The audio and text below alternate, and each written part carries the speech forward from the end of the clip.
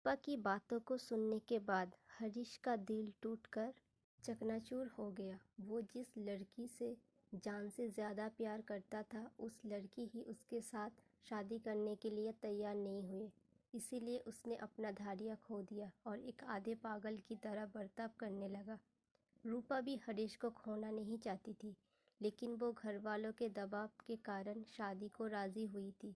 उसे शादी करने में कोई दिलचस्पी नहीं थी। रूपा हरीश को सांत्वना देने के लिए उसके घर जाने के बारे में सोच रही थी।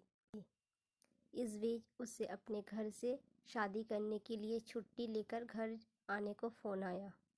वो मौके पर ही गिर गई और रो पड़ी। वो समझती थी कि मुझे जो दर्द हुआ है वही दर्द हरीश को भी हुआ होगा। वो जानती थी कि वो उसके प्यार में पागल है। रूपा इस डर में फंस गई कि अगर मैं किसी और लड़के से शादी करती हूँ और हरीश से हमेशा के लिए दूर हो जाती हूँ तो वो पूरी तरह से पागल हो जाएगा।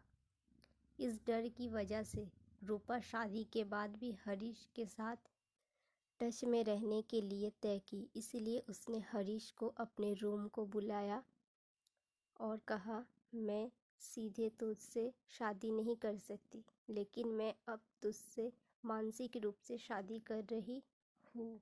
इसके लिए हमारा पवित्र प्यार ही अग्निसाक्षी और हमारी मिलन ही सप्तपदी।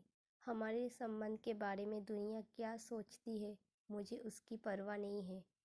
मैं बिना शादी किए ही तेरे साथ जिंदगी भर संपर्क में रहूँगी। अगर तुझे मुझ पर भरोसा है तो तू आगे बढ़ सकता है। इस समय रूपा की इस बात हरीश के लिए मरने के समय पर मिलने वाला गंगाजल की तरह था।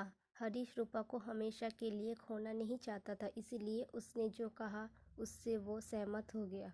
रूपा अपने फैसले के प्रति पूरी तरह से समर्पित थी। रूपा खुद को हरीश के बाहों में सौंप दी और उसके तन मन को पूरी तरह से खुश की। उस दिन उसके प्यार की आखिरी रात उसके मानसिक विवाह के लिए सुहागरात बन गई। हरीश को जिंदगी भर टच में रहने की वचन देके रूपा अपने गांव को गई।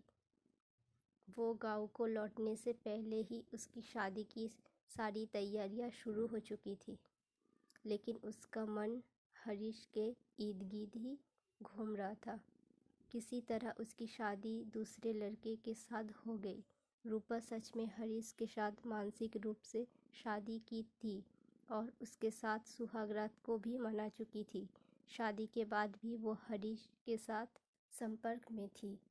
अपने जीवन में हो रही हर चीज़ को वो उसे फ़ोन और मैसेज करके बताती थी। पहले पहले तो वो रूपा के मैसेज को पढ़कर रोता था, लेकिन अब वो इतना मजबूत बन गया कि वो रूपा के शादी के तस्वीरें देखकर भी हंसता था। पता नहीं ये रूपा की बुरी किस्मत थी या हरीश की किस्मत। उसके पति का घर उस शहर से सिर्फ 20 किलोमीटर दूरी पर था जहां वो पहले काम करती थी। वैसे भी उसकी शादी इस शर्त पर हुई थी कि शादी के बाद भी वो काम पर जाएगी। इसलिए रूपा बिना दिलचस्पी शादी की दर्द में भी मुस्कुराई, क्योंकि वो अपने काम के लिए हर दिन शहर जा सकती थी और हरीश के साथ वक्त बिता सकती थी।